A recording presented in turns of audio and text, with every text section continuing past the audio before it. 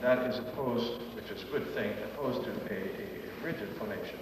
On the other hand, sometimes in trying to find freedom, I think we do a fair amount of breath mixture, something like this. In felice. It's more breath than I need. I want this. In felice et tu credevi. A little more kernel in this.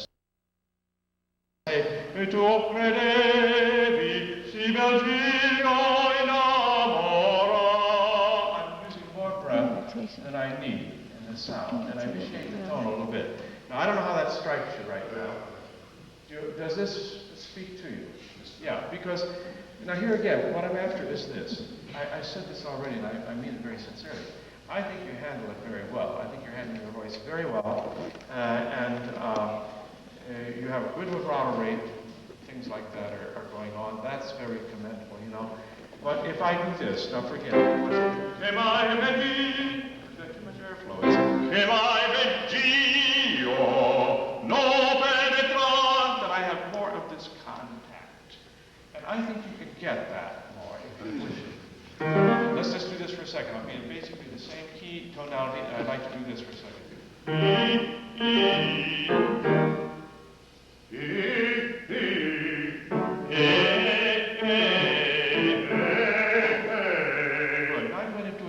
I spoke about this morning.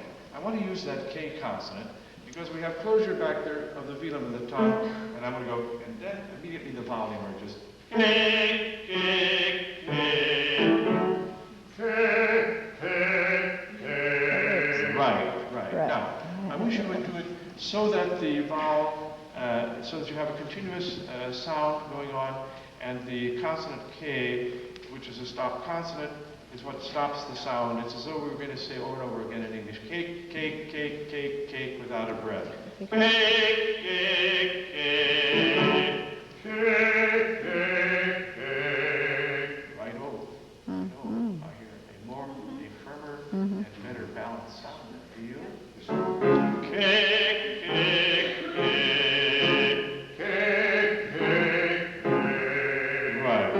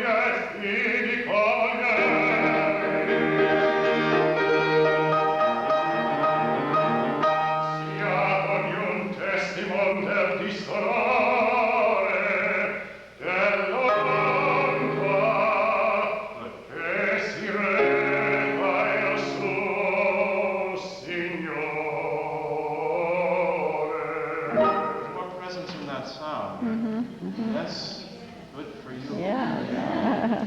Good. Now, another very good one for us. Remember what I said this morning in our little lecture business about the certain consonants that make us terribly aware of the contact, the so-called appoggio, of the internal oblique, external oblique, and the transverse abdominis there. And one of them is the M sound. We just used the K, and that was very useful. The other one is this. If I do this.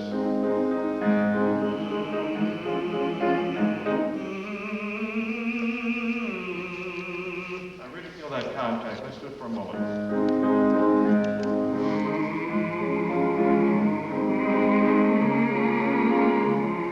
There's nothing wrong with that sound. It's a very good sound. Now come out to your vowel like this. We'll start like this. Occasionally come to a vowel, Edward, like this.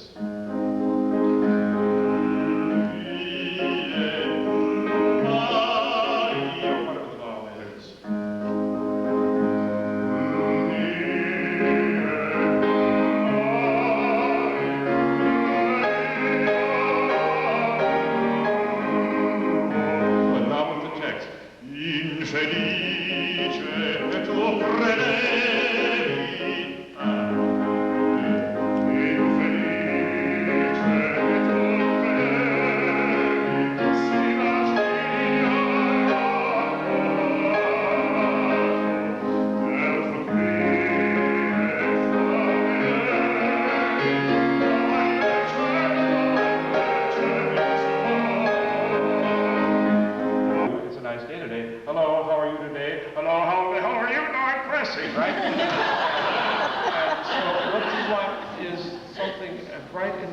between, so the vocal fold approximation is not too firm and not too slack.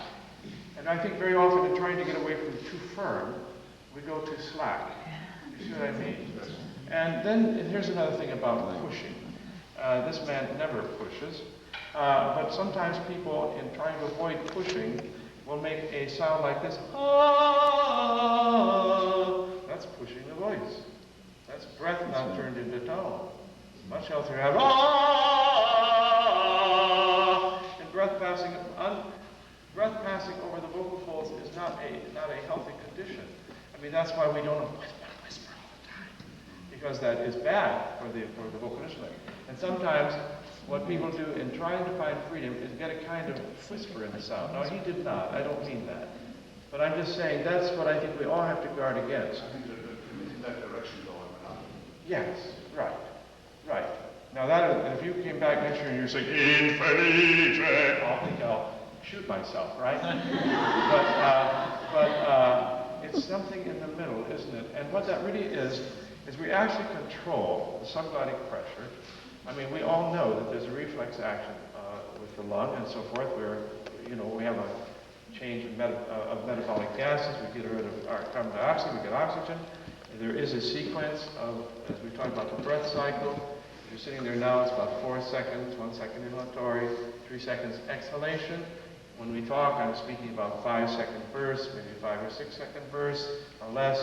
Now here he has, phrase upon phrase, which is 7 seconds, 8 seconds, or whatever. So he has to find a way to manage that breath by keeping, and when we have the approach, what we're doing is avoiding the collapse of the cage. Remember that wonderful slide I showed you yesterday, that parent-couple slide of the sternum falling and the ribcage moving in and the diaphragm rising. And so if the sternum stays relatively high and the cage stays in expanded position, and then the diaphragm, because of the lateral pull in this part of the body from the abdominal wall musculature, the internal oblique, external oblique, and the transverse abdominis being in contact, there is a firmness there. You just said you felt a closer business in the body, and I think you did. Now why don't we do it we have about 3 minutes. It's cumulative phrases, one long phrase after the other. And this song is a hurdle for every singer, particularly when it comes to the und die einsame Träne. Yeah, I mean, that's rough spot. Now, I think we do so many nice things, but I'd like to dive in, if I can, a little bit, talking about something that I might be able to help you most with. I feel like I want to be sure that the lower middle voice, let's say that everything from C sharp on down is as good as everything from C sharp on up. Right now, we're getting more presence in the sound, the upper middle voice, than in lower middle voice. Now, I'm not really talking about mixtures or anything down here, but what I am talking about is this, what we call the chiaroscuro tone, the dark light tone. You have that so beautifully in certain parts of your sounds up here. When you come to the Überhütet vom Laub gieret ein Taubenpaar sein Entzücken für mir vor, and also the Aber ich wende mich. Those were so nice. They were so presenceful. I hope you understand what I'm meaning by this. What I put here was that there must be an equal match of timbre, a match of timbre between lower middle and upper middle voices. And I think it's maybe that as you get up beyond your C sharp, which is now in your upper middle voice, that you tend to energize sufficiently for that. And maybe you need to energize more in the lower part, where it would seem to be easier, but maybe we're not giving quite enough energy there. The other thing I want to mention to you is that be sure that there is equal harmonic presence in each syllable. That is, it doesn't matter whether it's A, E, I, E, A, O, U, I, A, O, I, E, whatever. It's still the same, despite the change of the vowel, the resonance balance change stays the same. Shouldn't it? Then the other thing I want to mention to you is be sure, I'm saying maybe too many things at once, but I hear a nice voice there and I'd like to be as helpful as I can. I feel like you go too quickly toward the, here's what I wrote. Go less soon to the consonantal ending of each syllable. I mean, even when you have the double with the von der Seele still has to have, you can't do von der, and then I feel like it gets rhythmically not quite accurate when you, it sounds a little bit like this. Von der silberne Mond, and it's the long vowel that you want. And can we just start it again for a minute?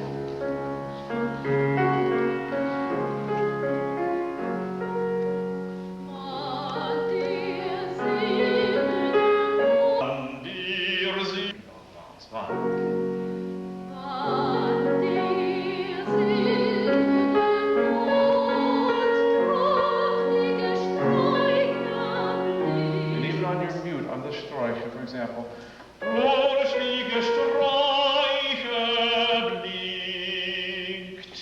although it's a short vowel, you have to sing it long because Brahms doesn't care about longs and shorts. He sets the shortness. He's interested.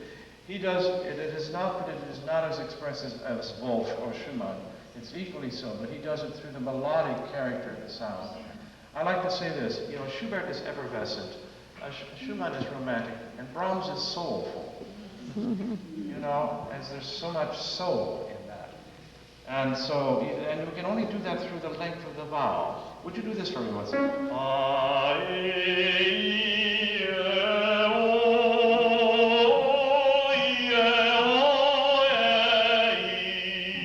Just vowels.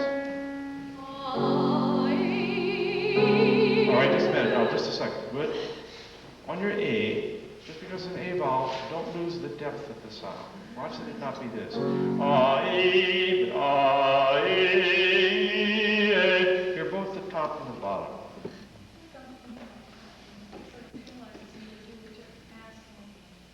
Say that again. Yeah. Well, I think there's something to that. Do this for me for a minute. Would you do this?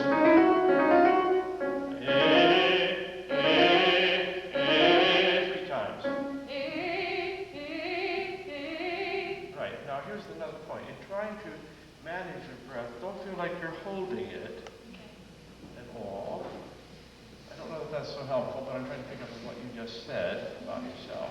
And I do think there is something to that. I also think that if you hear the vibrancy of the vowel, and because vocalization is vowelization, isn't it? Then when the consonant comes, it's very quick and very clean, but does not interrupt the flow of the sound. That's why I had to just do, or wanted you to just do syllables, just the vowels. Let's try it again with the text this time a bit. One bar.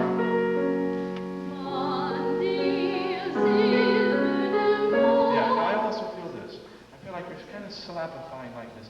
Van der silberne, it's just ra, ri, ri, ra, ra, ri, ra, ri, ri, ra, ri, ri. Just do nonsense for a minute.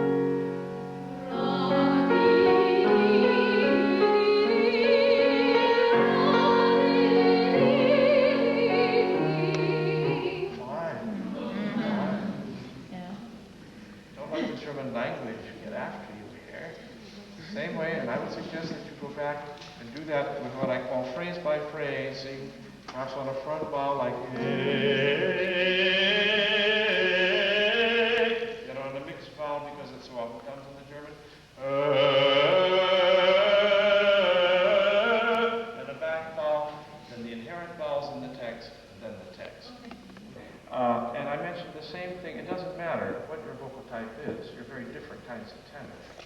But the same thing that I had a wonderful teacher. He's still living. His name is Harold Haw. Do any of you know Harold? When I was a student at the University of Michigan years ago, Mr. Haw said to me he wanted a yummy sound. I said, what does he mean by a yummy sound? And then he said, well, I want a high cry sound. He said, remember when you were a petulant child, you went, and of course what he was talking about was upper partial, wasn't he? Upper partial sound. And so I wish in the way you do, you know,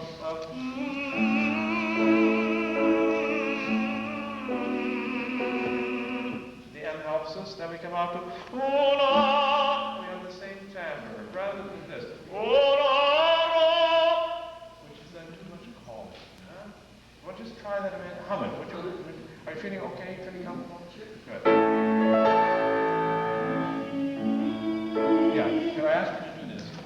which you be sure the hum is using the mouth fully by going so it starts as but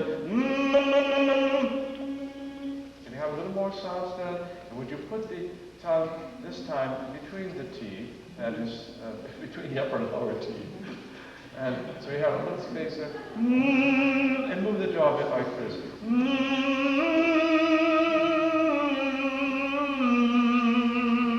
Try that once.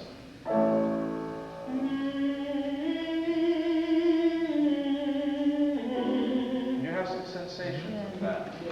And the sensations are sympathetic vibration in the areas of the face. And then some of that stays.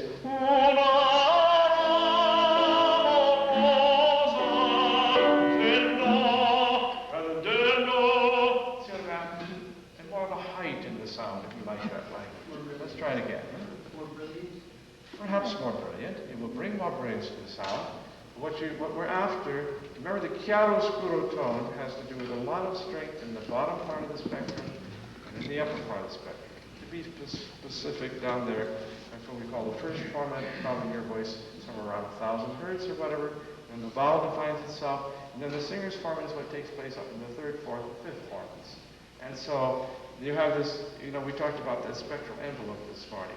You want to see that both the depth and the height are equal in their decibels. Yeah? Good. Can we just do that again with a little hum, and then we'll come to the text.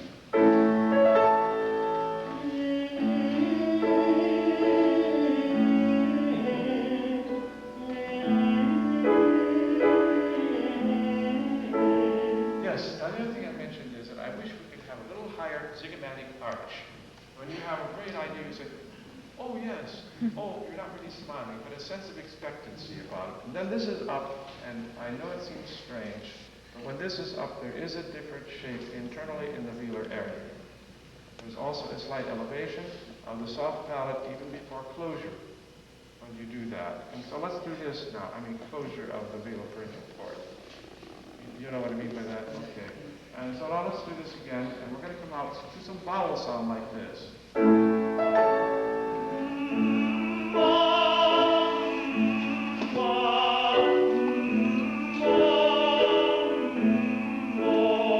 Whatever vowel you choose is okay. I chose the vowels of the syllables.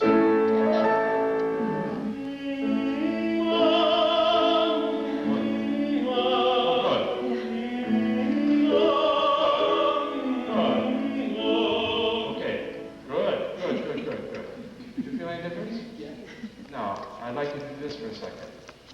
I'd like you to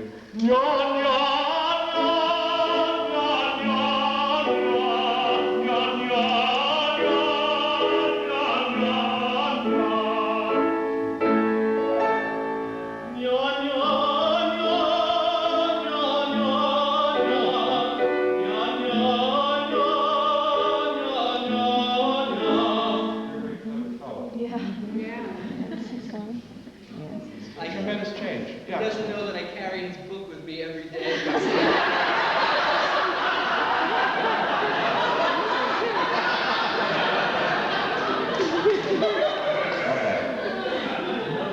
Well, I'll tell you what you can do too, is you can put it under your pillow. It comes through the head by osmosis and you don't have to read it. No, did you feel that? That's what we're really talking about, yeah. Now, look, if you did that on every note in this piece, you'd be a genius and you wouldn't need me or anybody else. It's going to take a little time, But now also, let's skip a little bit now because I know time is fleeting. And let's take the, getting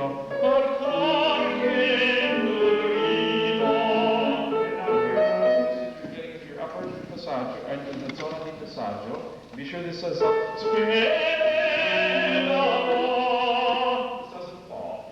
I'll tell you this right now, you'll hear me say it probably before, but the best lesson I ever had in my life was comments from U.C. Gerling, who was my idol.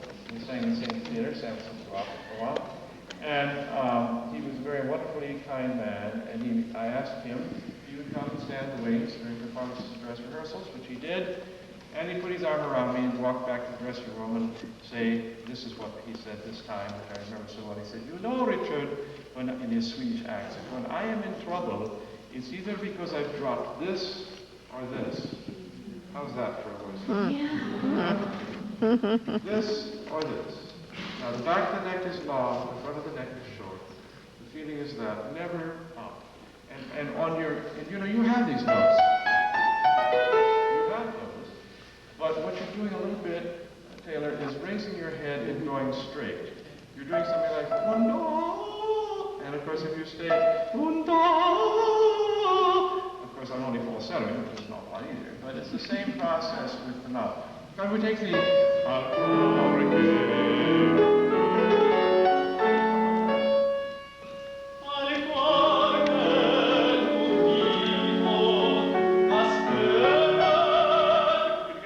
a little higher bow. Das Baby. Don't use the open sound. I know a lot of people teach Namora and Spena, but as I said yesterday, that's what my teacher in Rome used to call la lingua della strada, language of the street. Remember what else he called it? He called it Giulio in Italian. Das Baby.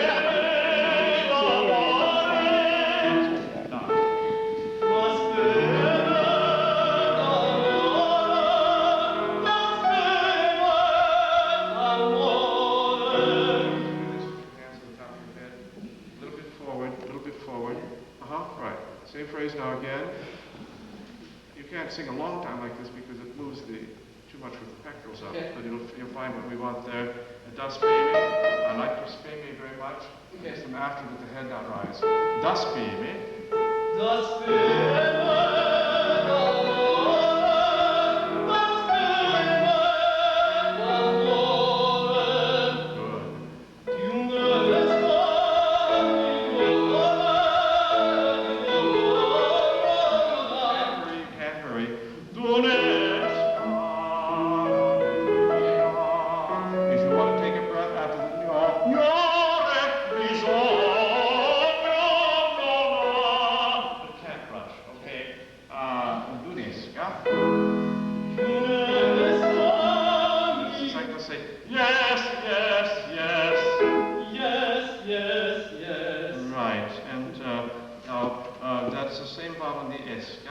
Do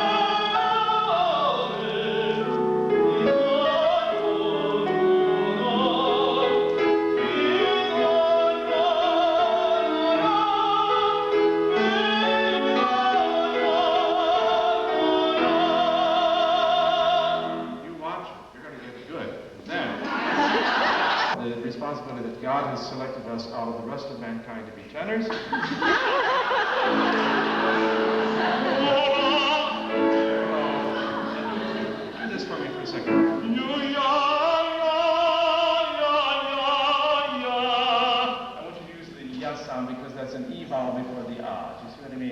is the upper partials. Ya, ya.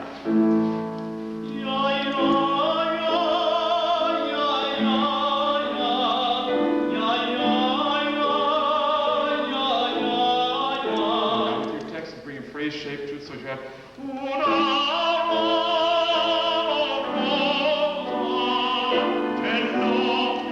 shaping the phrase, okay? With words? Yes, yes, please.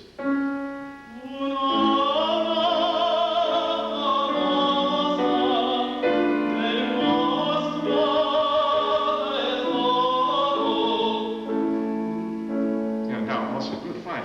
Now, how about this? Zorro, und do. My mouth is very far open because I'm in speech inflection range. Und dolce risto. And I have to close on the stole, right? Und dolce.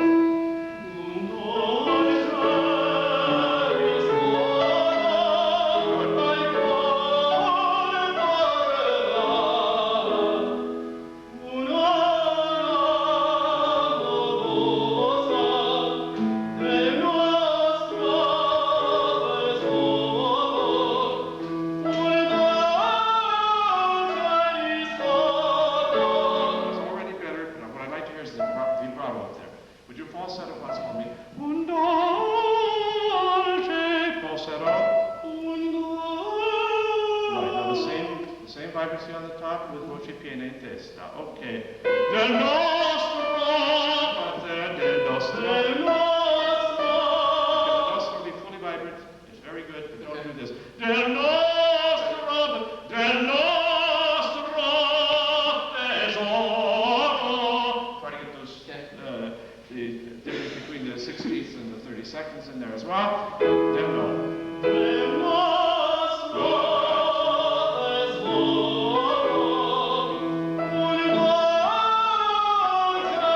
Don't raise the head at all. Don't raise the head at all. Back here, this business. Don't. The back of the neck is long, not the front of the neck is short, not the other way. Okay? Yeah, you're using a little more pressure than you need, and that's why it's going straight. Feel like it's out, not in. One more falsetto to find the shape of the face, the shape of the jaw, and the zygomatic arch, and to hear the vibrancy in the sound. Right there. Yeah. Right, you see the mouth is not so tremendously extended. A little more open, but not a great deal.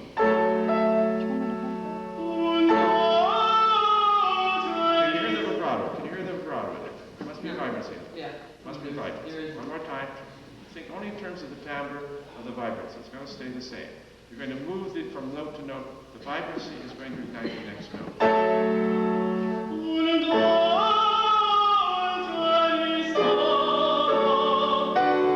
Yeah, now remember, cor is the Oberlin. It's cuore, cor. It's not cor, but cor.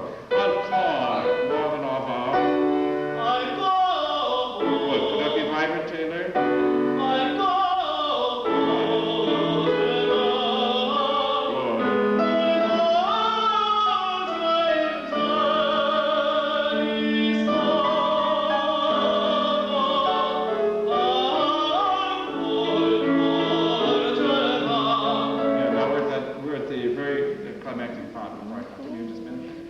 You did this well. You did this very well, right here. It was maybe a little bit less, but it was a better sound by far. Now we're right at this. Okay. We're right at this one. Okay. And open the por a little more. Not and forget all about the L until the very last second.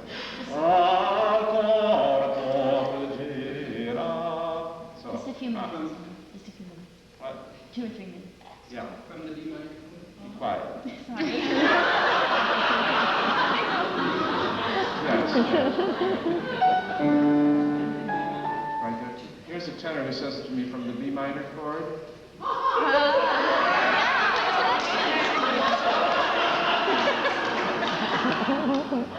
Okay. No, let's start a little bit earlier. How about that? Okay.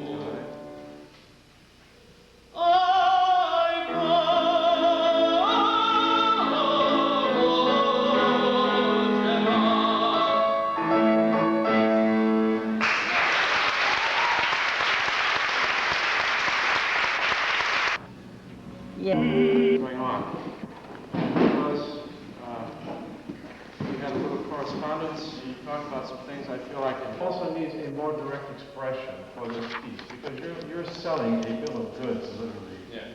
You're selling this woman to this old man and telling him all these things that aren't true at all. You know, and he's being a bass baritone, he's dumb enough to accept it. And so, I mean, there has to be, what I have is, I think it needs to be a little more forthright, and a little more direct in its vocal expression as well as its musical expression, so that the sound is a wee bit more emergent. Now, I want to talk a couple of things then about some actual vocal things. Would you say, for example, per far beato un coro? Would you say that for me? Per far beato un coro. Right. One more time. Let's do it. Per far beato un coro, by the way. This edition is hardly the one you have.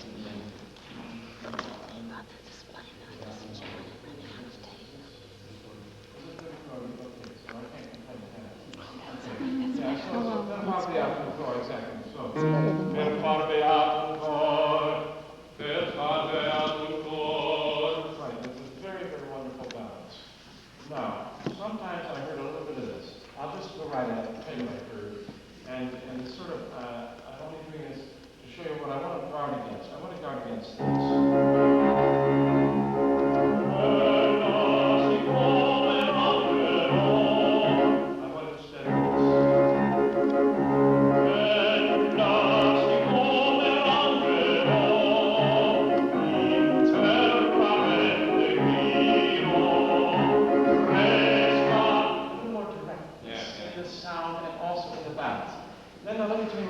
If I do it the other way, I have a higher airflow. If I do this, if I say, it's a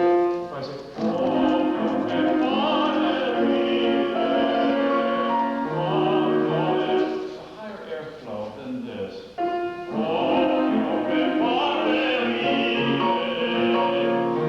see what I mean?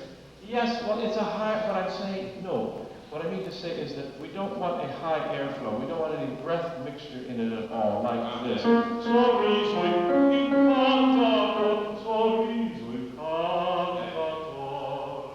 It's too much then without the kernel of the voice and not a direct and enough emergent and immediate sound.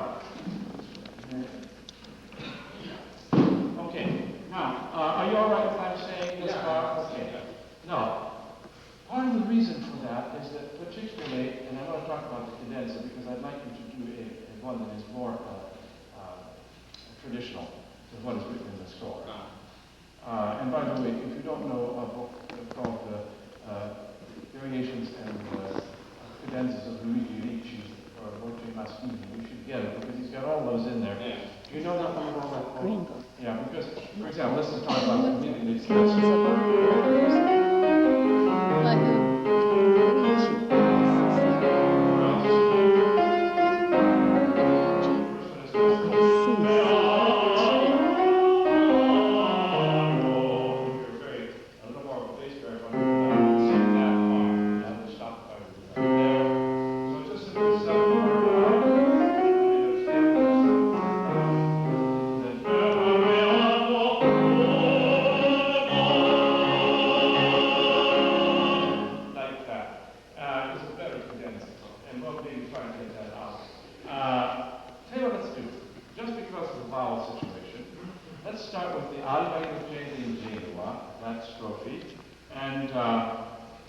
See if I can help you find what I think is a little more of what we call the upper partial in the voice.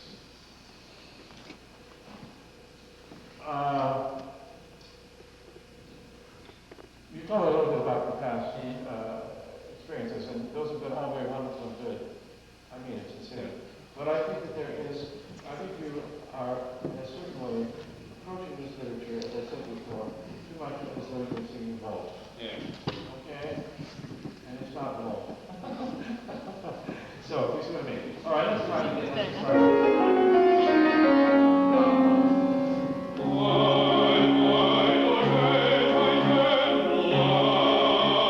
I would have a little more flowing line in this because you're an exuberant young man.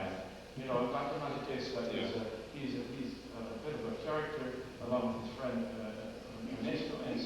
you have to have a little more, I think a little more pizzazz in that, you know, you're saying, in other words, you're not really saying she's an innocent and beautiful person, you're saying, she is this, and oh, she is so wonderful, and she's so modest, and she's so, all this, so I wouldn't get too much of modest and modest, which we're really selling her.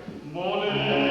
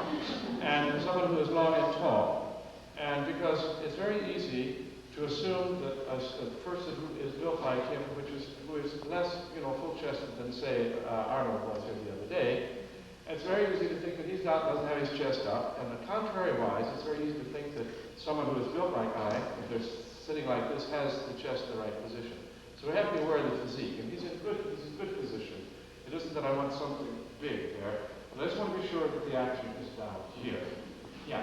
Can we start the Almighty gently there? You saw what I meant about the embellishments? Yeah. And this one is going to be this. A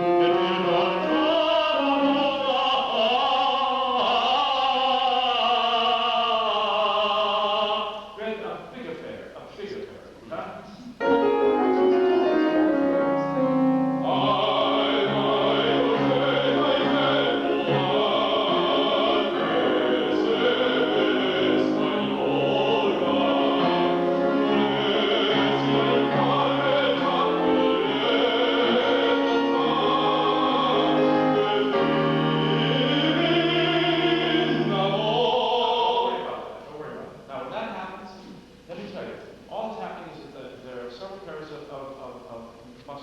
Responses in there, and it's just jumping momentarily. It isn't that it's too tense, it's too slack.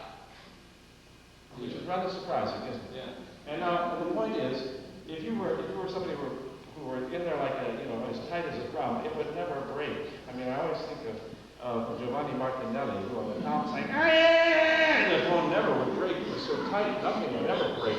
Horrible sound, because he was so rigid in that. But if you are, in other words, the sound happens, the little crack, the little tenor, the little kitzel, happens because there is not enough of the firmness of the instrument. And I would like you to this time to really feel when you get to the back of the neck is long and the front of the neck is short, the ears are lined up with the spine. And so you have this in this posture, with the head very well balanced. Well, let's just start with the K.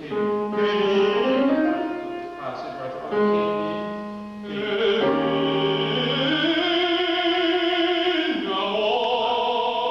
Exactly. Now, naturally, it's easier to start right there.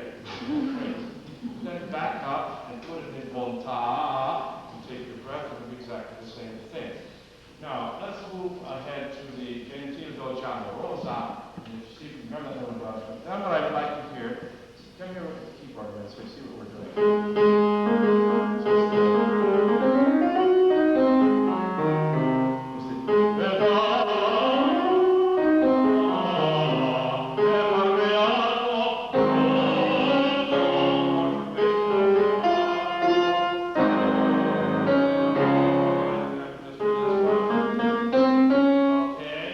Mr. Miller, about 2 minutes. what? About 2 minutes. 2 minutes, thank you. Let's start with the right there. If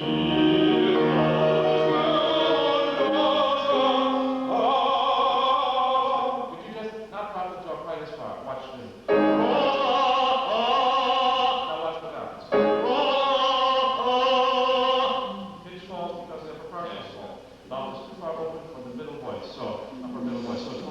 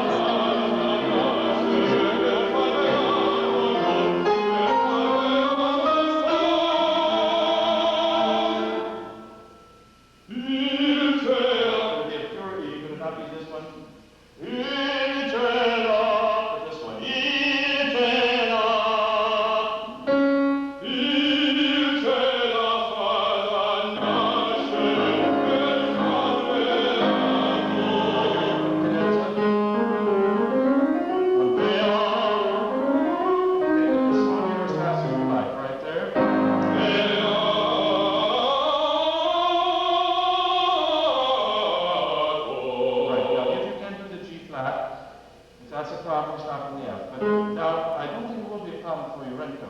If you keep the zygomatic arch, that's this, up a little bit more. Up a little bit. Flat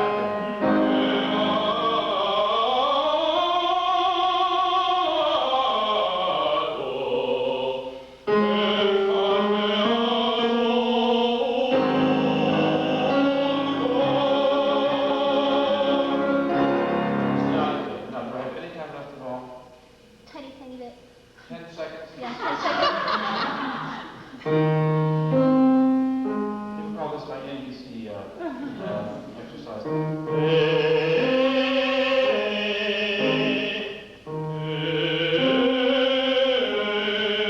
Right, now we're going to put a yay in front of that. I want to feel that the sound is very emergent. I don't want to hear it only inside my head, but out here. If I do this, I hear it only inside my head. I'm going to hear it out here as well.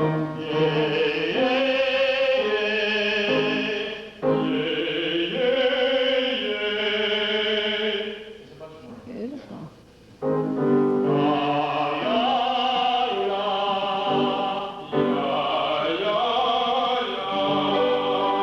I'll tell you what, we're going to have some little sessions on Friday, I believe it is, in which we have groups of tenors come up, and groups of baritones, and groups of ladies come up. And we're going to do some vocalizing together, and I want you to be sure to be in that group. I think you have a very good instrument. I think you're really in very good shape.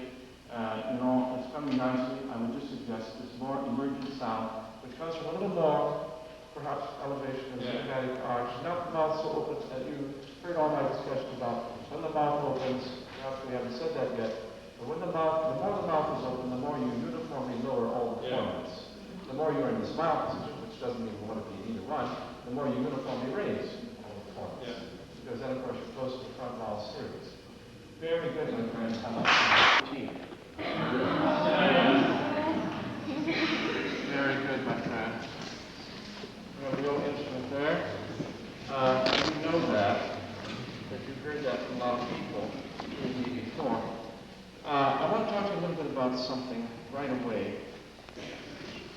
First of all, I appreciate your sensitivity to the text. I appreciate that very much. And I know you feel the song as apparent and you sing it with feeling. You know, we could be just as communicative if the head is more of a position as it is for communication. In other words, if I say to someone, I remember the time when you and I did this or that when we were in love, whatever, it's more expressive than if I say, I remember the time when you and I were in love. Because it's sort of like, right? Yes? And you want to really be a little more, because there's a reason for that. As you raise the head, listen to even the speaking voice. As I raise the head like this, of course I'm changing this whole area here, and I'm actually going to shorten my vocal tract and get less of a depth in the sound. And what I'm after is what we have been calling in this course, I haven't talked about much yet, but the first formant. And here's the point. I almost never, I like good, nice, right sounds, and you have that. But I feel like we get a little bit too much with the head this way. Then that sounds like open singing instead of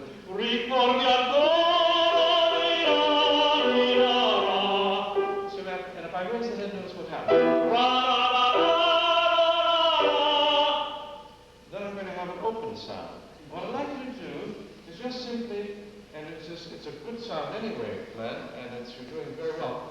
But also, then when we do that, we take away some of the support of the external frame muscles of the musculature here, and the head sometimes gets a little bit like this then when we do that. A little bit of shaking, because we are not quite balanced, we're not quite anchored enough in the body. Put the hands over the head, if you would, bring them down, good. And you notice this fellow's built something like a tenor, wouldn't you say? Yeah. And see, where you are right now is where you want to be. That's your communicative position. Just for a minute, do this for me.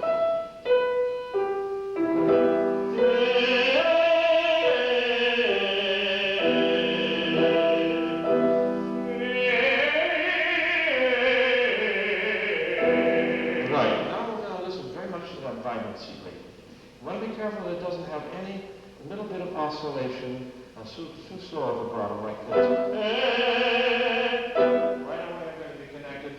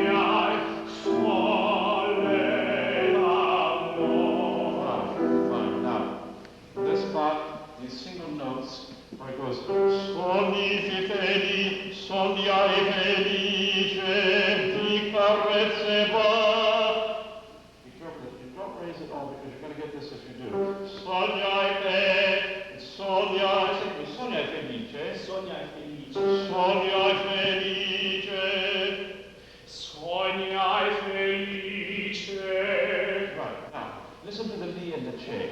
The vibrato rate is very even on the sonia. It's like this. I'll do a little example, and I may exaggerate. You said sonia felice. That's because you're not staying here enough. Sonia felice di carezze baci. I'm still here. Sonia felice di carezze baci.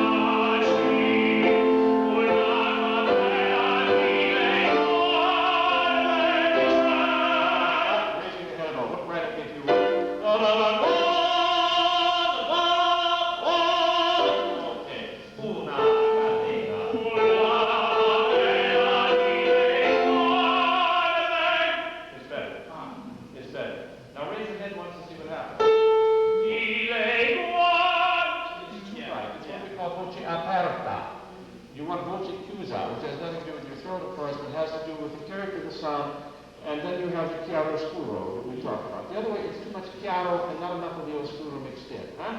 Okay, that was fine. Here we go. You're very responsive on that. Now,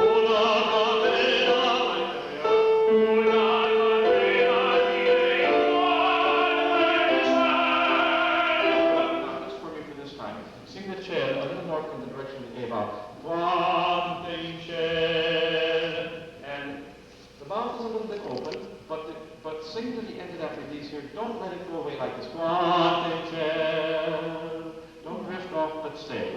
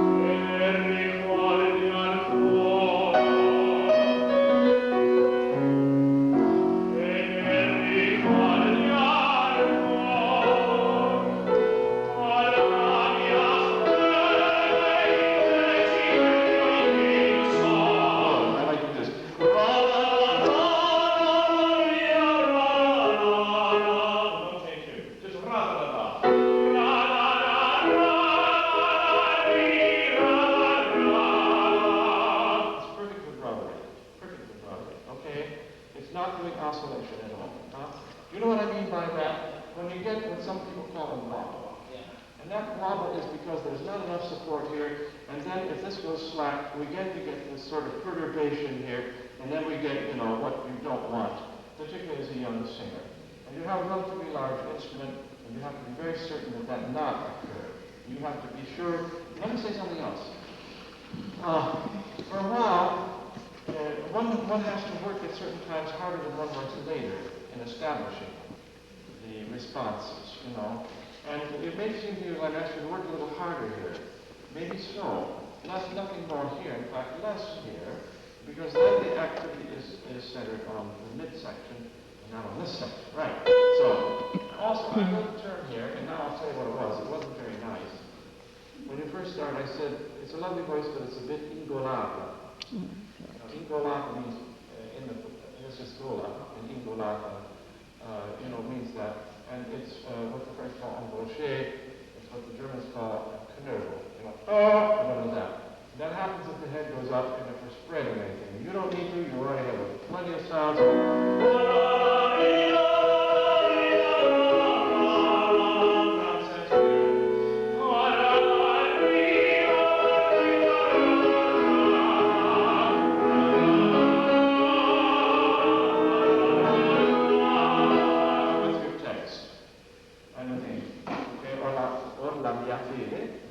Are you having a good time?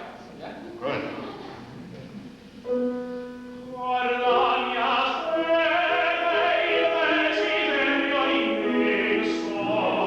Now, would you have done just what the this is what I want to avoid is this in the band. I don't have any squeeze at all. And a closer vowel, right down the knob. This is what I want to avoid is this in the band. I don't have any squeeze at all. And a closer vowel, right down the nonsense. Right there. Okay. Every one of those notes has the same timbre. Everyone has a beautiful timbre. It's a very lovely sound. Now, just because we're going to sing fede or whatever, we don't have to do any action in the throat. It does it on its own. Let's do it again now with the text. Ola mia fede. How'd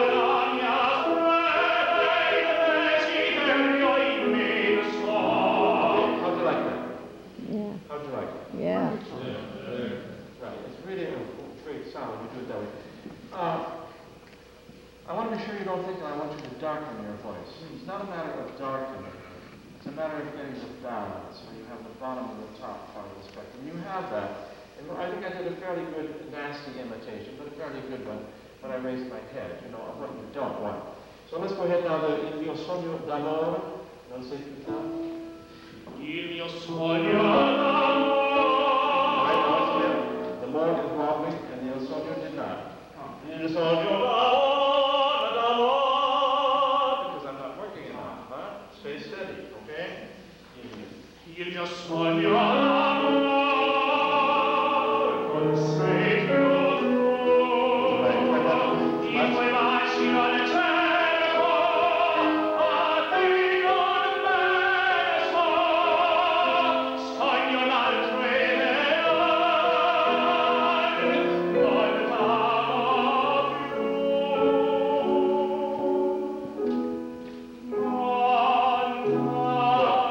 Now let's do this.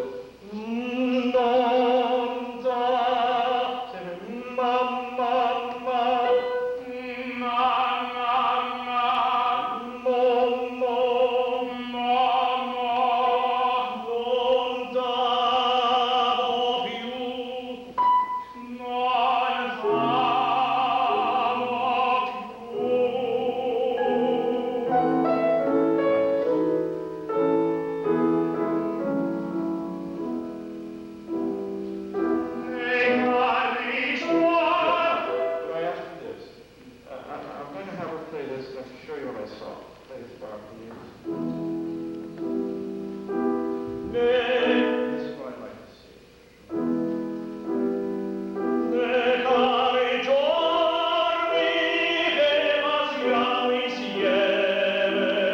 Then I'm all set up for the whole phrase. If I go, here I go again. Let's take the little bar before his bar. What did you say?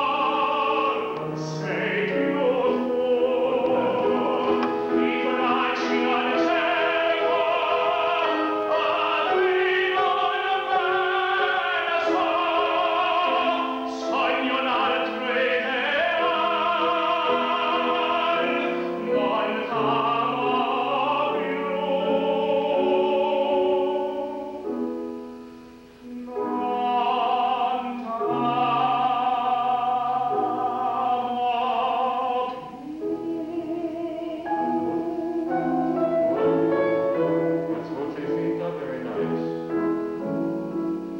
No, do I have any time? Why don't you say exactly the same? Now, just a second. Say me, ya ya. How about this? Tamo tanto.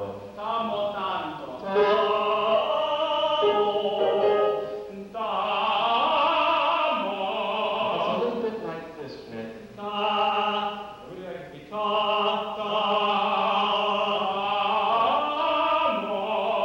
the same vowel as in German. We have tata, tamo, monam in French.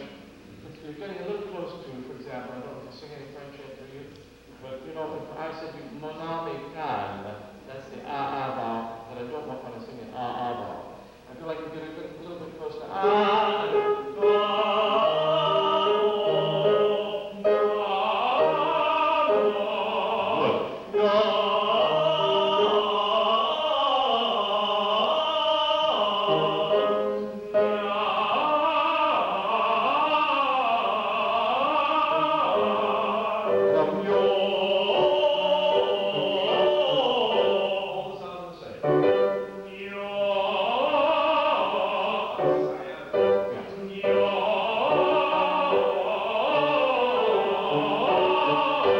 Right, now let me ask you, have you been doing much work in the upper part of the voice yet?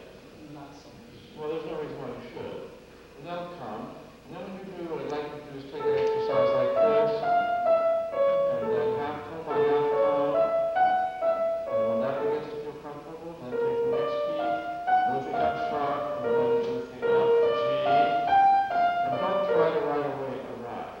You know? It's a very good instrument, Glenn. I'm just sorry you're not here.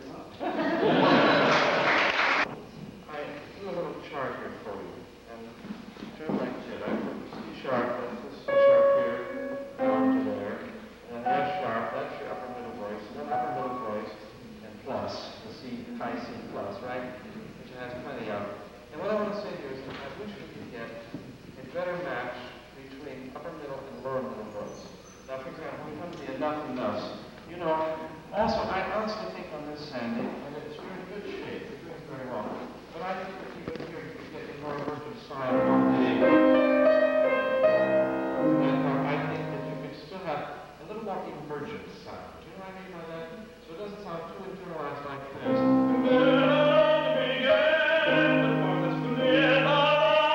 little more out here. Something that would be possible. And I think it needs to with the whole notion of this crazy piece, you know? Can we just start with a little bit? And turn to me if you don't mind.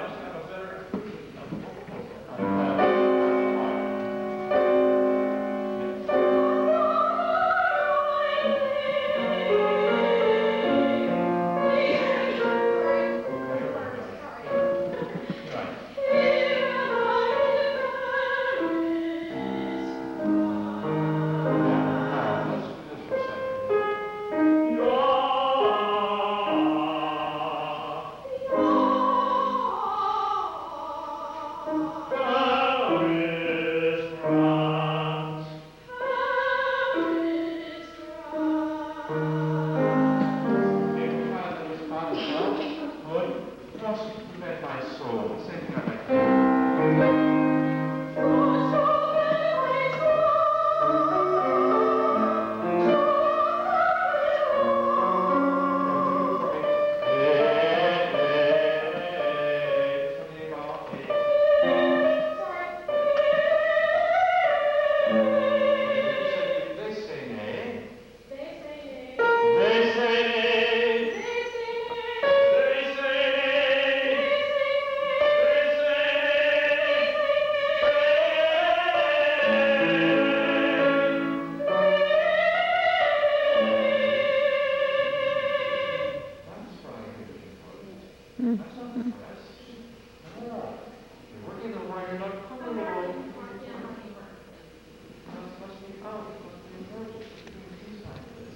Now, of course, I like the second section, and then really a kind of a straight down, which it builds very much.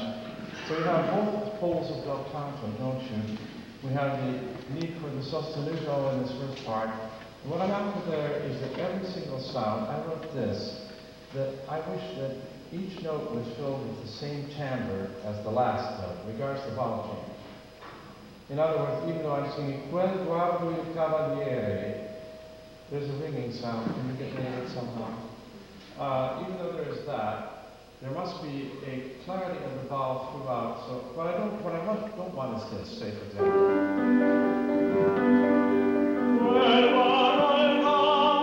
each vowel.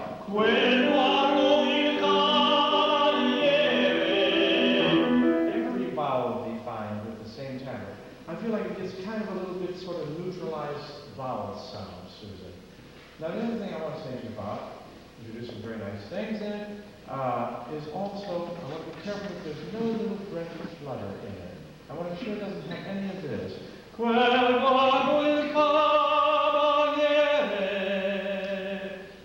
not really contacting, and I get a little bit of shake in the epigastrium here. And I want to be sure, I'd like you to put your hands here, check yourself that there's not a little bit of this going on all the time, because then that's the epigastrium is not solid enough in its attitude. Just think about that, man. We'll see what we do with most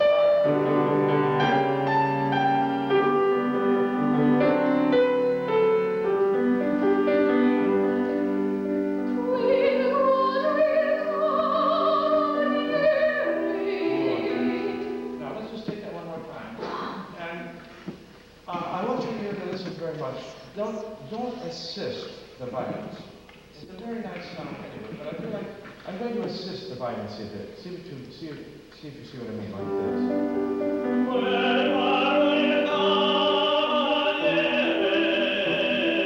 I'm assisting the vibrato. I don't need to do that. It's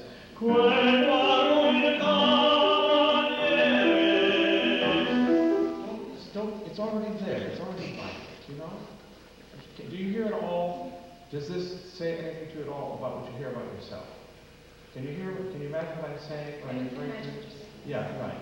Because it doesn't do any good if I'm not speaking to what you are actually hearing. And so, many people do this, and particularly, high voice sopranos like to very much heighten the upper partial, and they tend to do it a lot with breath mixture and a little bit of a speeding of the vibrato, where it gets a little bit shimmery, fluttery, and I want to hear the center of the sound all the time again. Let's try one more time.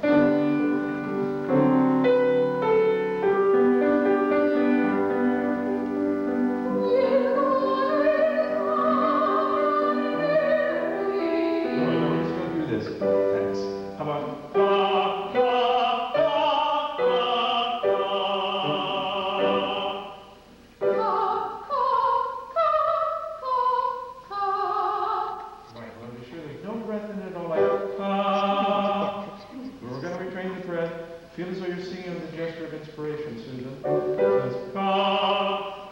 You inspire, says La Perdi. Sing on the gesture of inspiration. Why change the position of inhalation for that of singing? In other words, you can't be inhaling while you're singing, but so that the idea is that we retain the breath, ka, ka, ka, ka, ka, as opposed to ka, ka, ka, ka. Do you know what I'm after?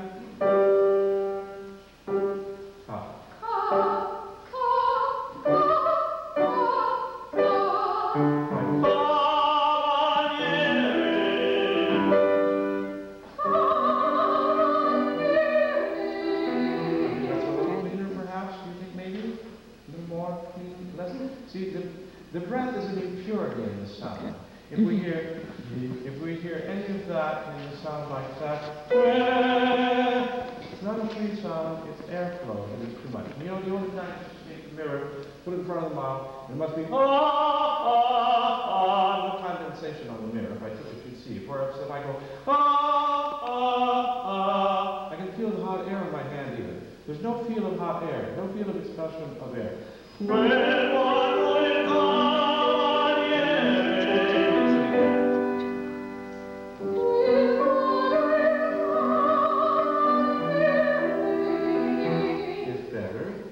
Flutter. Do you hear what I'm talking about? Yes. You are. And so, E mezzo again, and Susan, you're doing very nice. E mezzo.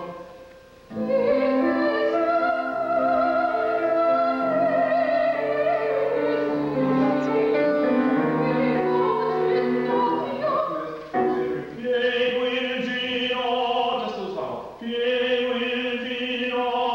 And you're retaining the breath here. Remember, it's not free flow phonation to hear breath and sound. It's a mistake that a lot of people think. There's a lot of stuff being written these days about free flow phonation. And there are certain, I'm sorry, but certain rather famous writers who are not singers, but amateur singers, who talk about how you have to have a constant airflow in the sound. No, you don't. First of all, you know, we don't sing on the breath, we turn the breath into tone. We don't start a flow of breath and put a tone on it.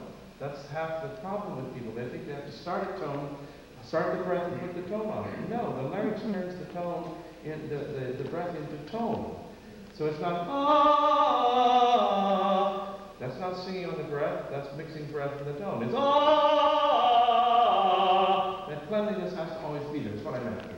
And it's a problem with a lot of people. I feel like it's a little bit of a problem and I'd like to work on that. Okay, okay, sorry.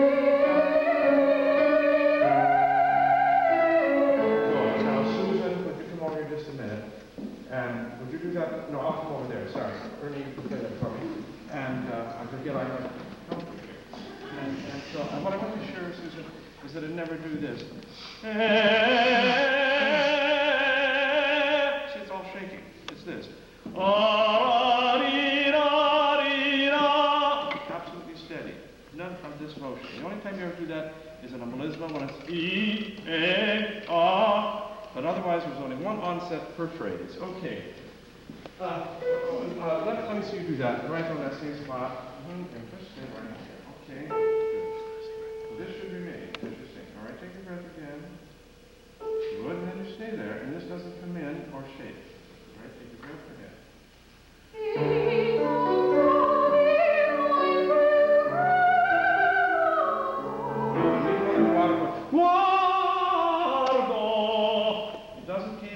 It doesn't do guardo, but you remain in the what we call la luta vocale, the vocal contest, which is the inspiratory muscles. Do not give up and do the expiratory muscles. So same spot again, please. Good.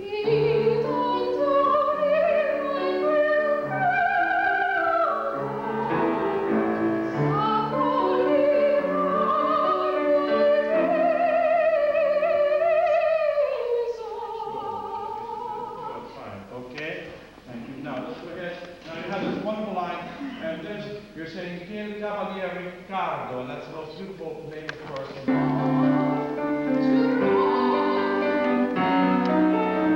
Giuro right there. Giuro. That's the open, it's the futuro, it's the future.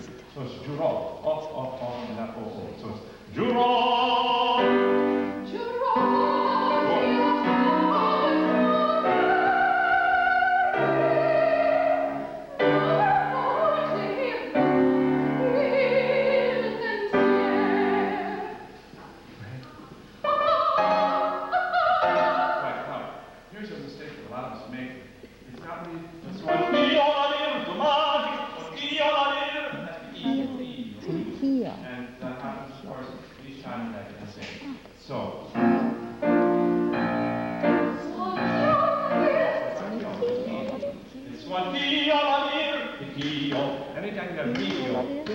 suo. Always 2 to 1. Suo, dio. So it's suon dio Dio ma.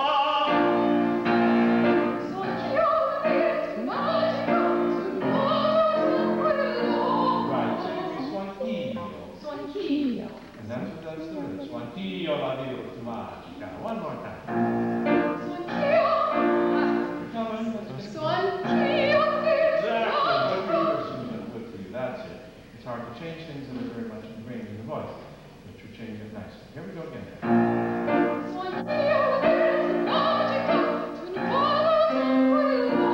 Now, what I want to be sure is every one of those pitches has, this is what I said, that each one of them has the same timbre of sound in it, no matter how fast or slow. So I'm and never do anything like this. So everything is exactly pitch same. Vowel same.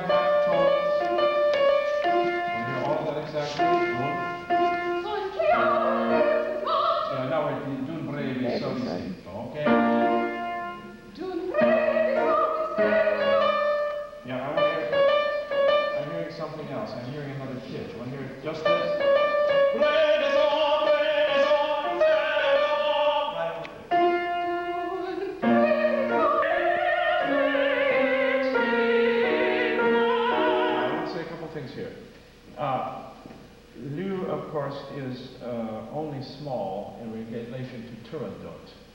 You know, I mean the voices, and so it's still a rather large lyric voice, and sometimes even sung by Lirico Spinto, because the Turandot is a dramatico. But anyway, what I was going to say, be careful in attempting to bring any drama to it, that you don't also get any of this in it. Which is there. There's no falsification of this. She's singing cavo, no, me, que. Everything is very clear. It's as though she was speaking it. Then as she goes up the scale, the mouth opens for pitch and power. And it's very, very good. I was very happy with it. Now, I'll show you what I think. A couple of things, if you don't mind. I think that, first of all, you have a nice raised zygomatic arch here. I mean, you know, whether you know about it, or whether you do it on purpose, or whether it's taught, or whether you just do it naturally, whatever, I don't know. But that's where it belongs. Then sometimes when you sing the O vowel, you lose it, that shape. You get too much of this. And you can still have this up. First of all, you're a person who, when you speak, show teeth. You show the edge of your upper teeth, and you show that when you sing. And you do that almost entirely in the same way. But sometimes when you come to something like il mio, I'm exaggerating, I volera. You want still this, il mio desiderio. It's still up. Because as soon as you lose that, you drop the zygomatic arch, and then the velum falls a little bit, and the timbre changes. I liked it very much. I'll tell you what else I like about this. First of all, I hate to hear this piece sung as though Gilda were already in the sack.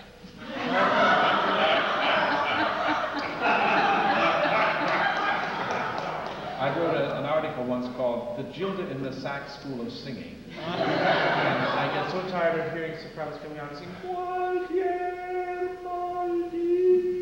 to begin with, she's talking about a tenor, a very attractive tenor. So she should show that she's in love, and I believe you were in love when you sang this. Sometimes I think they're in pain. And so I like this very much. Now, can we just start attacking it and just talk a little bit about, you want to sing it? Would you mind singing for me for a minute?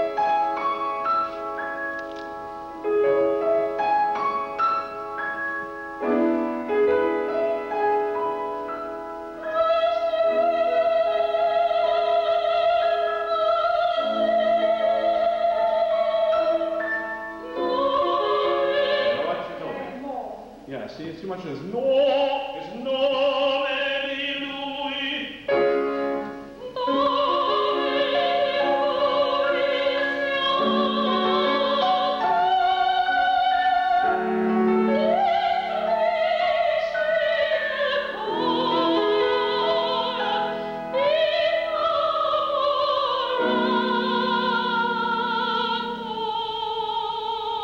This time it's on pitch. Last time it wasn't. Because you said, Rao. then, although the fundamental may be staying the same, I don't know if you remember that slide I showed this morning where the top part got flatter looking, lost its presence, and although the fundamental pitch stayed the same, it sounded flat because we were losing the upper part. So, the same way here. Innamorato. Still up. Enough.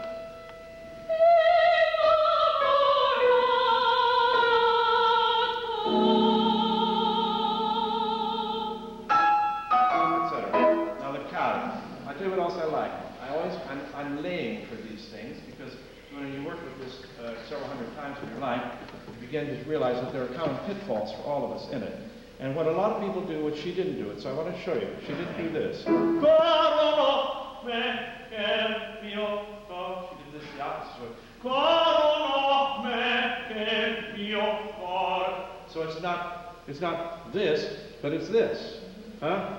It's then the whole phrase, and this is so common. Think of all the stuff. It's true in Mozart. It's true in Verdi. It's true in many people. That these are really onset studies in a certain way. You have so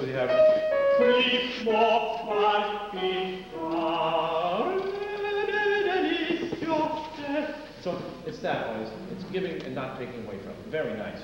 I want to hear you do that again if we could. Let's just start right there again.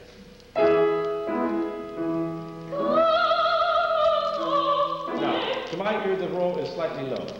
It's slightly like this. And I'm here. You see what I'm after?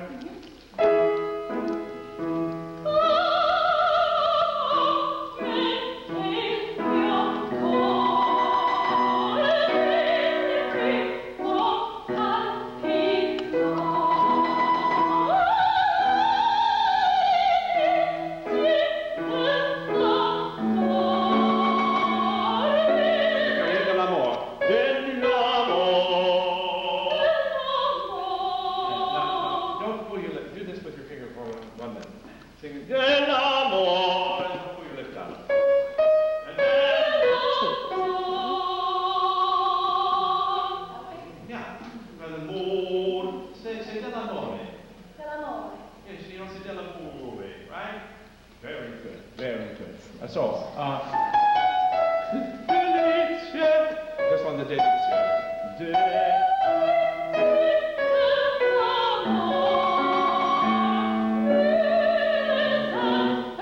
Now, could you have me about a little bit higher?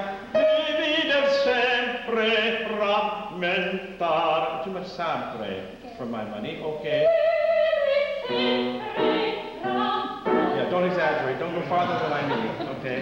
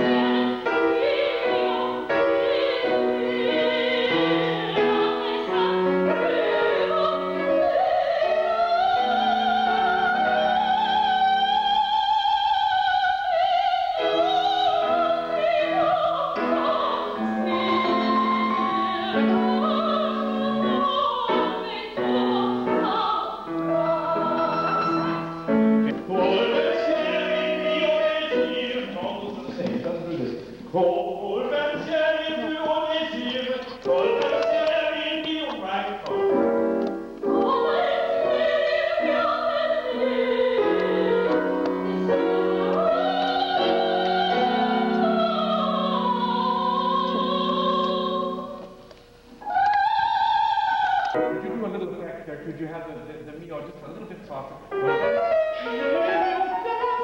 Just a tiny bit of less volume. I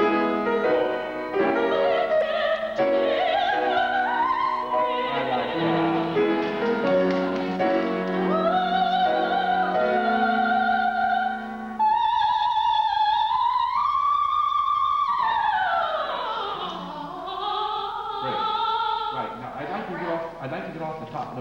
this. You're a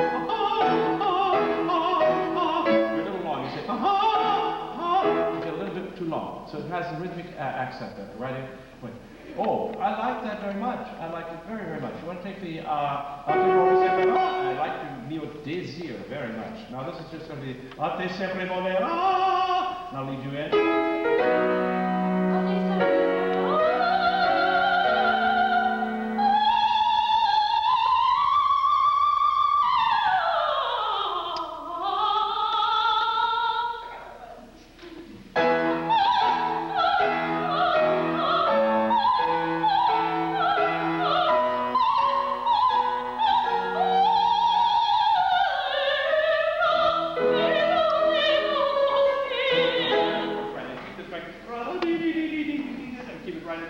Great. Let's go back to the 3 minutes, Mr. Miller. 3 minutes. yeah. That's all we need.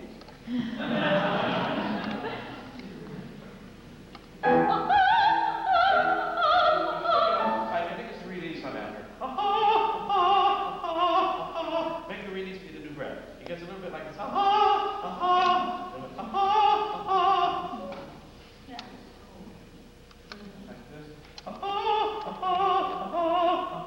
Releases the new breath. Huh? Right there, Dan? Good.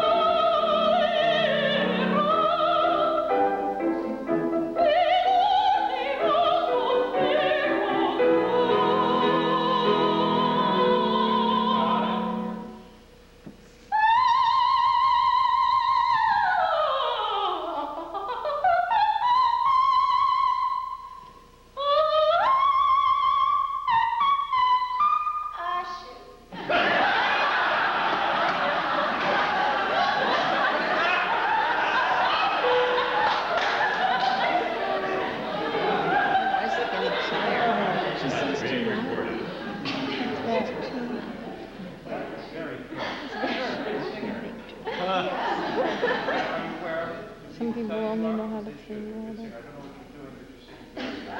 I mean, I know what you're doing for your profession. I don't know whether you're singing profession, teaching, or what you're doing both. I don't get a chance to sing. I don't know if you're getting a chance to sing. It's very, very good, my dear. Now let's go back to all I want to do is because you get a little bit of a tug on the pitch down there because it's changing the posture slightly to move the track. Okay, I want to take from the Il mio desiderate. 30 seconds. Okay. What? 30 seconds. 30 seconds. That's all. Yeah.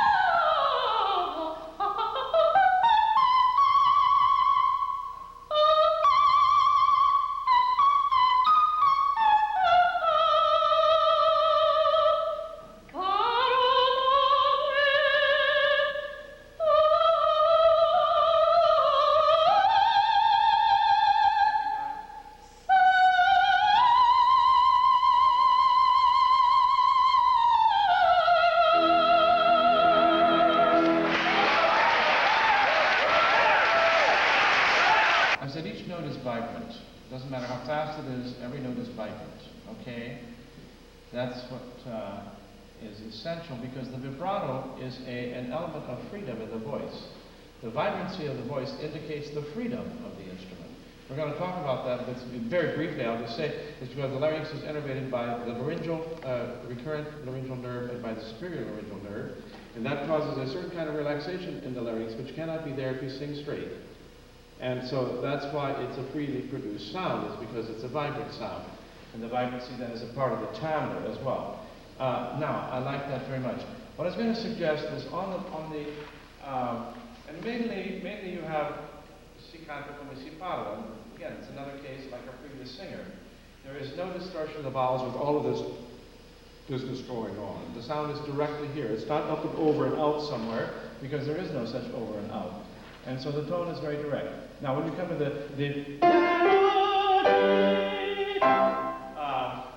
the way, we're going to watch Leonard Warren singing this on spectrum analysis with the video from a live performance, the old Fire Screen Hour. And one of the things that we love about it is exactly what I mentioned, that every note is vibrant, and the parlatos, everything is understandable. And that's the same kind of approach that we use here. Now, when you come to the del la città, what I'd be very careful on the G is you don't do this. I know why you're doing it. I'm afraid you're going to get too bright a sound on the G, but I do too much of that. And you lose something, and it gets a little bit of a fogginess in the sound there. And I really think that you want to have, you can still have the vowel definition, you can have the integrity of the vowel map while you're up there, while you open the mouth. So you're going to have, still try to sing the E. You will already modify toward the I, because of the virtue of the fact that the mouth is open. And now let's just go back a minute before, and don't you go away, please.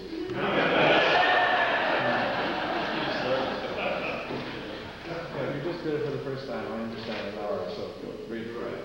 And it's something you're going to want to, that you're going to run into a lot. Yeah. Don't I have good accompanist?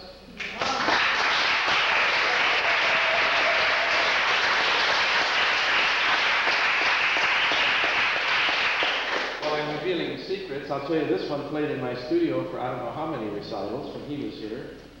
And that's why I'm happy to have him back. There's another fellow in the room who's played just as many recitals, but he's not playing today, and that's Howard Lubin sitting down here. He's also a very wonderful pianist who is an Oberlin graduate. And the child next to him there is Salvatore, who's also, we had to struggle together for 4 or 5 years, right? Good. So it's old home week. Out here is also Carol Kemowitz, we struggled together for several years as well. Very nice struggling, by the way. All right, so I'm very happy to see all these returnees. It's wonderful. Now, could I ask you to do this on the first G? So you've got.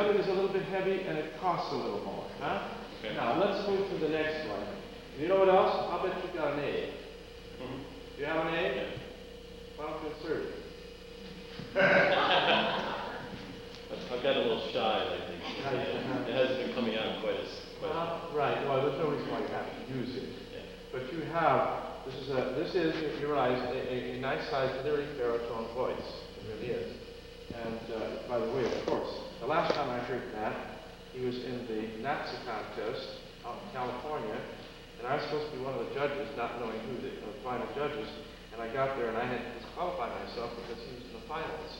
And I'm telling you, if I'd been in those finals, you'd have won, brother. Because you were better, excuse me, but you were better than what won.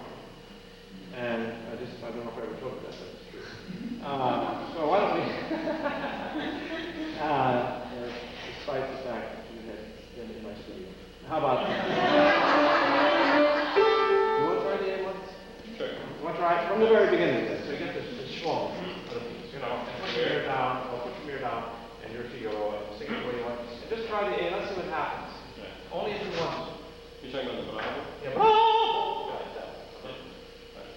What's that? Yeah. Okay.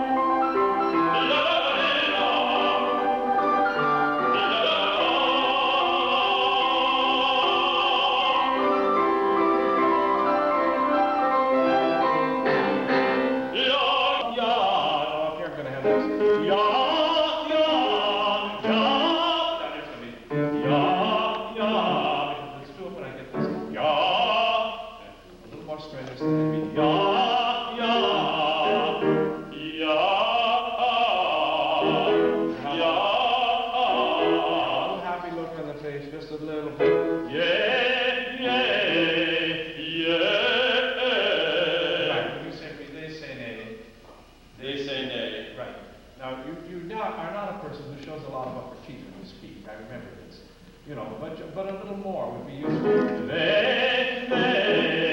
See if I do this. I'm going to lower the formants. Do you hear it? Yeah.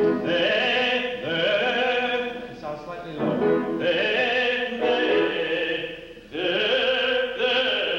Right. Now here's a nice phrase I'd like you to do. It's nice to use a foreign phrase sometimes for it. Say for me, les élèves les écrivent. The students write it. Les élèves les écrivent. Les élèves les écrivent. Yeah. Les élèves les écrivent.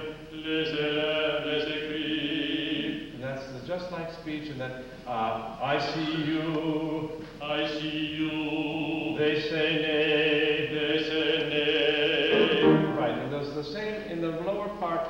For you from about B flat on down, you can use exactly speech inflection shapes of the mouth. You know. Let's do this now. The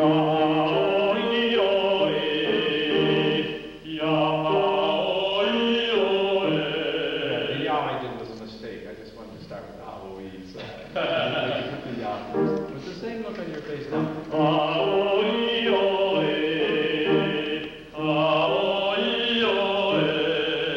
Simply caro mio bene. Caro mio bene. And the mouth isn't the same. It's never this, is it?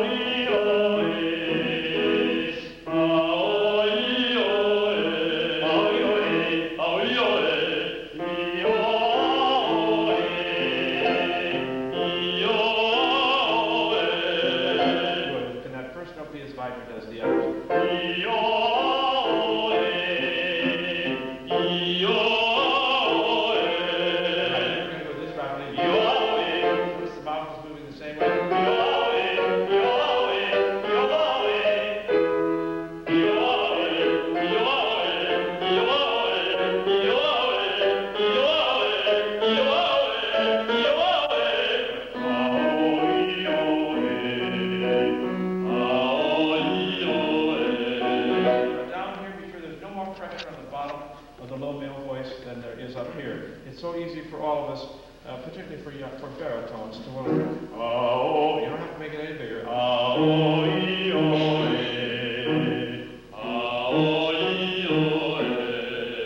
fully vibrant, Matt.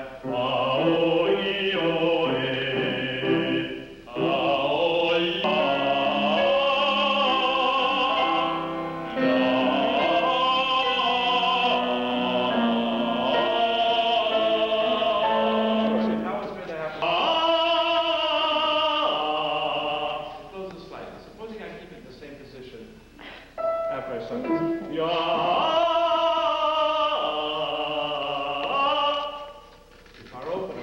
mouth resonant, destroying too much of the third, fourth, fifth performance by having too much mouth resonance on that.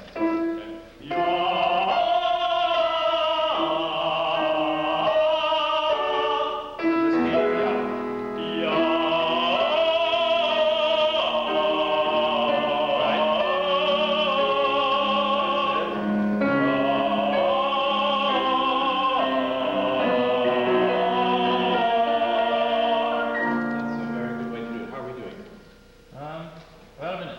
What? A minute? A whole minute? Okay. Now I'd like to do this one with you. I bet you remember this. Followed by this. Then. So we're going to be right in the zona di passaggio. What's very important is these notes match.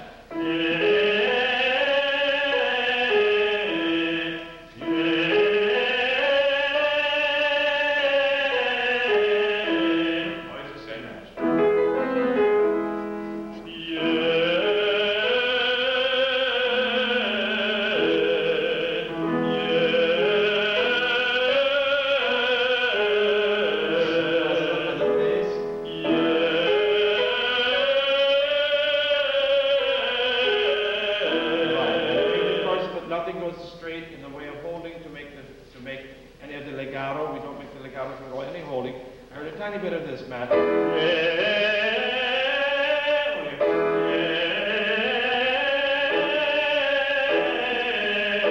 same free swinging vibrancy.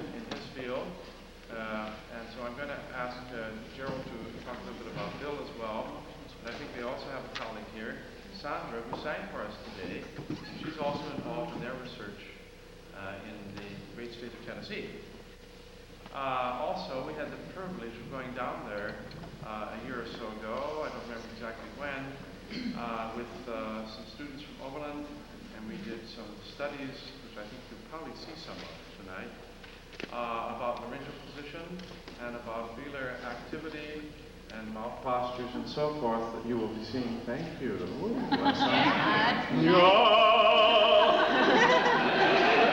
I mean, Pavarotti uses this, why don't I?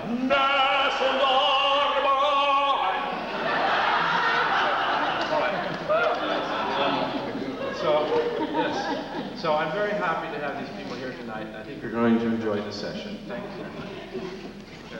It's a pleasure to hear you all sing and watch Richard work with you. I think it's obvious to all of us as we watch him work how skilled he is and the knowledge he has. I was telling Dr. Hinkle today what Richard kind of combines what we all want to be. He's obviously a coach, and he's a wonderful pedagogue and technique teacher.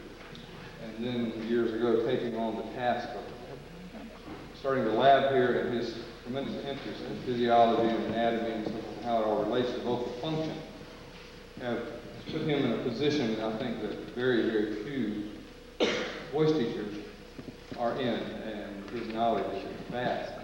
As we watch him today and yesterday work with people, I'm just amazed, and I'm just sit and listen and watch the changes that can occur in a short period of time. So we're delighted to be here. Our presentation tonight will be basically in 3 segments. I'll do the first segment dealing with our multidisciplinary voice clinic and how we do business and some things relating to vocal hygiene, etc., with some slides. Then Dr. Hinkle will come, and he will spend time doing a good bit of work with explaining some of the acoustics that Richard will talk about during the week, but from our perspective and how acoustics work. Dr. Hinkle and I have worked together, Bill Hinkle, we've worked together now for, I think, about 12 years. We started something in Memphis called the Memphis Voice Care Center some years ago, and I was asked to be a part of a voice team there at the University of Tennessee with physicians, speech pathology, speech science people, and I came on as the singing person involved with that.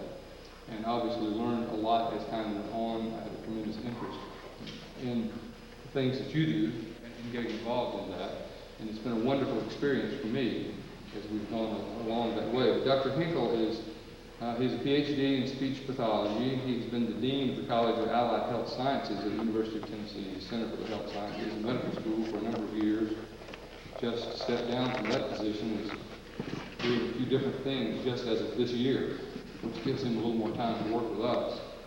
But his trade or his specialty in his area of work is speech pathology with a PhD from Purdue. Is that right, Dr. Hinkle? Purdue. Purdue, where he had a strong emphasis in acoustics, which helped him tremendously to help us understand what we're talking about with singing, business performance, etc. So he's going to spend a good bit of time with that. Then we will relate that to video and spend a lot of time tonight on video fluoroscopy that we did. We started doing this, actually, I did the first one, I think, in 1990, and I've done a couple since, and Richard came down with several of the students, as he mentioned, last year. And we're going to spend a lot of time tonight trying to look at that, analyze it from an acoustic perspective, as well as a vocal technique perspective. And we've put people in different segments, baritones together, tenors together, trying to look at different things at different times. There's just so much on the screen, you just play it. And the first one we play, we'll just run a tape and you just kind of look at it. There's no way you can focus in on what we want you to see. And we've spent a lot of time, especially Dr. Hinkle, thinking about what it is we can see from looking at these tapes. And there's a lot for us to learn. So we're going to spend a lot of time doing that tonight. And then we'll have some questions and answers and so forth and so on. So it should be an interesting evening. As I say, I'm going to begin, and if I'll now figure out if I can make things work with things changed in Memphis, and the new department chairman came at otolaryngology, and just in the last few months, the university's voice center is moving from downtown out to our office in the suburbs of maybe working with that voice center. Jan Petrie here is my wife. She's an otolaryngologist, a throat doctor, and I don't know where Sandy is on that. She should be on that slide. Maybe this is she was before. This was before Sandy. Sandy's on there also in some of the slides. But our goals at our voice center, which is a comprehensive center, are educational, medical, and training. And we've done a lot of research studies that I've referred to as we've come here many times, relating to practical issues. My interests become practical in nature, and how can I find studies that apply directly to us as singers? And we've done a number of things relating to teachers and voice users and so forth. We cover the waterfront of training, medical, and education. 14 million Americans suffer from voice disorders, and we, again, kind of cover the waterfront of dealing with them. And the reason that people like myself and Sandy are involved in the medical center is this statistic here. And also even Dr. Hinkle, even though speech pathology is a medical subspecialty and so forth, but what I do in local retraining in our center is never considered a medical entity as such, but we find that people who come with voice problems, that 80% of them have some kind of vocal technique deficiency, whether it be related to the speaking voice or singing. And we've done 2 lengthy studies. Voice doctors, as such, ENTs with voice problems, is related to their speaking voice. And our concept and approach is one you all may have run into at some time in some places, but it's patient-centered, with an otolaryngologist, MD, with a speech pathologist, and a voice coach or voice teacher such as myself. And there are probably 6, 8 centers around the country that have this team in place, seeing patients together. There are other places that kind of in a community refer out to each other. This is what Dr. Sadloff does over in Philadelphia. Dr. Gould did in New York before he passed away, and there's still some people there and around the country. So it's a unique approach. People are amazed even now. We get referrals from all the other ENTs in town, and they can't figure out what's wrong with the voice patient. They'll send them to us, and many times it's a very timely process, and we don't make a lot of money off of that. It takes us a lot of time to figure it out. Usually no surgery involved, it's therapy and retraining to figure out what's going on with the voice. But it's a wonderful way to approach your problems as a singer and your students' problems. We consider ourselves being our rare bird. Not many of us around. I think this is the soubrette with cat. Maybe in drag. Soubrette in drag.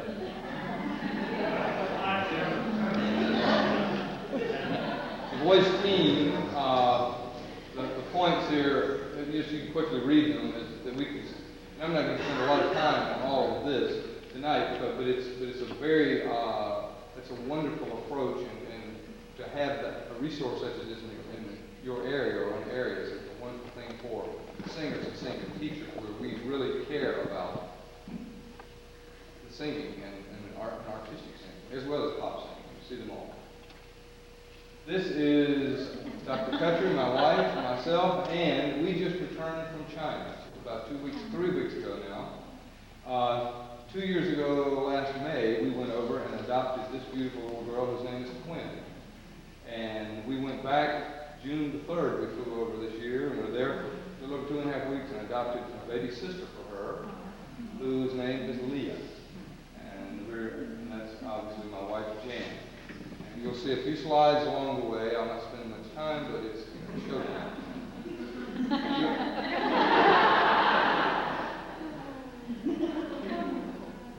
The voice care team. Okay. That's the new baby Lucy. And that's Clinton. They're getting along well. And this is Dr. Hinkle and a member of our voice team. Not as cute as the...